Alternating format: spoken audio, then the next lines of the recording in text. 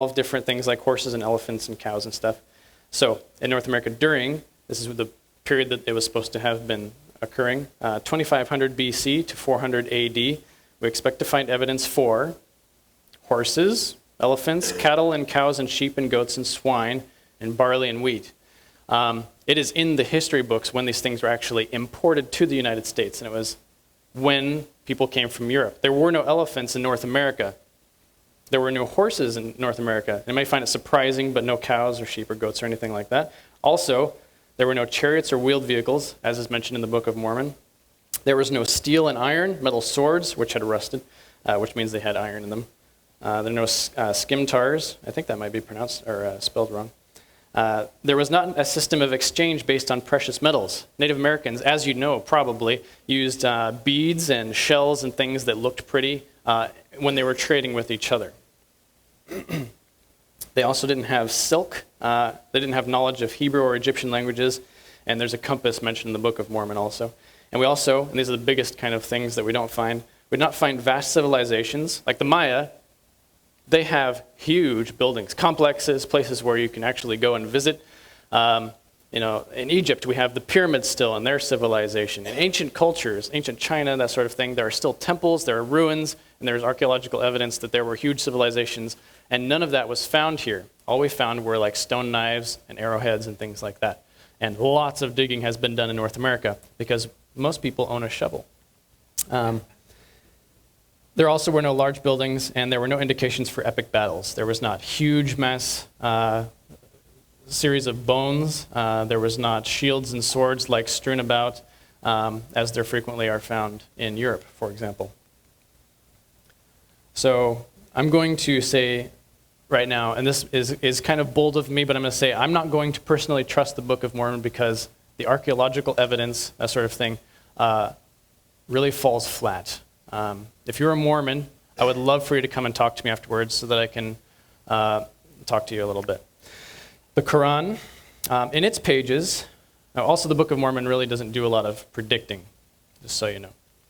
In its pages of the Quran, there are 22 predictions, prophecies. So, here's something we can actually test. Unfortunately, 10 of them refer to the final judgment, and so they're untestable yet because, they haven't happened yet. Those are all of the verses listed there. If you want, I can go back to that slide afterward. You can write them down so you can look them up yourself. I did. And the remaining 12 prophecies are untestable, inaccurate, or not actually predictions. Some examples are something like in Surah, that's what a chapter in the Quran is called, the Surah, 15:9. We have without doubt sent down the message. So that's saying we've given you the Quran and we will assuredly guard it. So what they're saying is like we'll kind of protect it or something.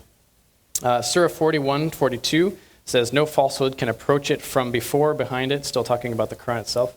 It is sent down by one full of wisdom worthy of all praise. So it's saying something, but it's hard to predict. However, interesting, there's one truly predictive prophecy in the Quran. In Surah 30, 2-3, it says, the Roman Empire, which existed at the time the Quran was being written, has been defeated in a land close by, but they, even after this defeat of theirs, will soon be victorious within a few years. And this prophecy was essentially fulfilled in 86:23. So this is our first whoa, came true.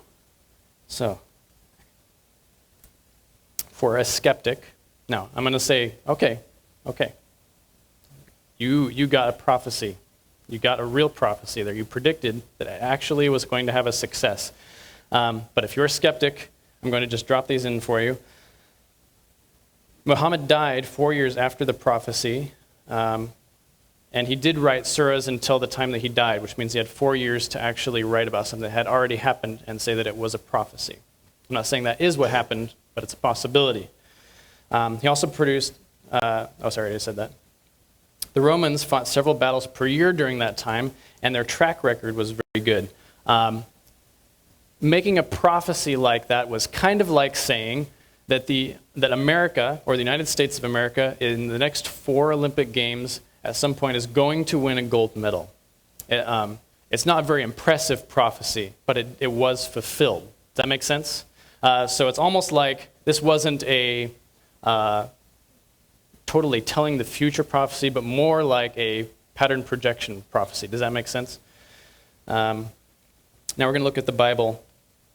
The Bible has, this kind of blew me away when I found it. And I want you to think about this for a moment.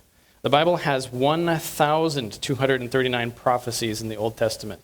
It has 578 prophecies in the New Testament, for a total of 1,817, and they encompass 8,352 verses. There is a ton of prophecy in the Bible. Granted, some of it is still to come. We can't test like the manner that God is coming yet because he hasn't come yet in the clouds, right? But this is what the Bible has to offer in terms of prophecy. The prophecies occur in visions and dreams and through supernatural contact. Those are the last three categories of our list of sources of prophecy. So examples in the Bible, an angel gives a vision to Jesus' follower John in Revelation 1. We saw his account of like, now I'm going into vision, now I came out of this vision, tried to worship the angel.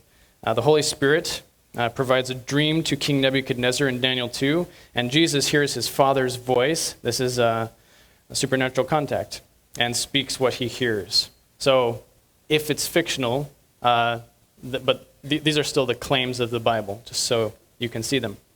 So visions and dreams and supernatural contact we're going to just give that to visions for right now because some visions that we looked at were fulfilled. That makes sense? So we're going to give a smiley face, but it has some kind of like, you want to be careful about it because not every vision has been totally accurately fulfilled. I wanted to make sure that the Bible actually lived up to its claims. And so I decided to look at a couple of the prophecies that were given in the Bible. And we're going to do that. Now, some of you might not be surprised, but I was, about how incredibly accurate they are. And I want to show that to you right now because you can benefit greatly from this, especially in your understanding and in your conversation with other people. But look at this.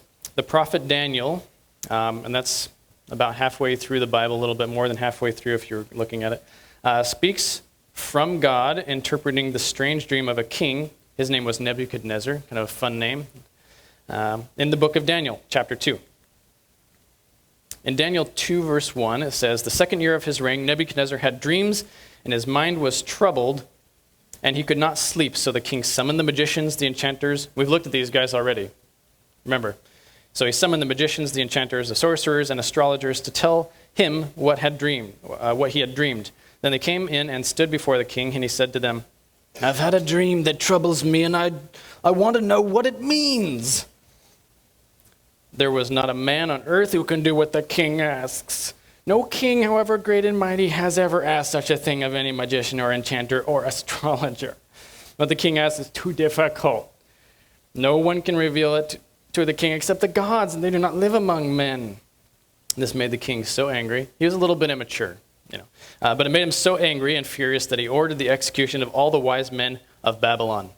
How would you like it if the president had a dream and then he comes after you because you got honors in college? Elise. My cousin Elise is here. She got very good grades in college, so I can pick on her. Daniel 2:19 says, "During the night, the mystery was revealed to Daniel." So he takes off after hearing that he's going to be killed. He says, wait, don't kill us yet. You didn't let everybody try. And so Daniel goes, he prays with his friends, "God, I need you right now or I'm going to die." I don't think he had a southern accent, but that's the way I'm going to do it. And so during the night, the mystery was revealed to Daniel in a vision. Daniel had then praised the God of heaven. He said, and this is praising God from Daniel. Just read this because it's very pretty language. "Praise be to the name of God forever and ever. Wisdom and power are his. He changes times and seasons. He sets up kings and deposes them. He gives wisdom to the wise and knowledge to the discerning." So Daniel is saying, "God, thank you for giving me that dream. It's going to save my life, but also I want to just recognize that you're the one who sets up and takes down kings." Maybe that's why God could tell the future if he does. So this is the dream, basically. Nebuchadnezzar, the dream that he couldn't remember, was this image of a statue. It had a head of gold and chest and arms of silver, had a waist of bronze, legs made out of iron, and feet made of iron and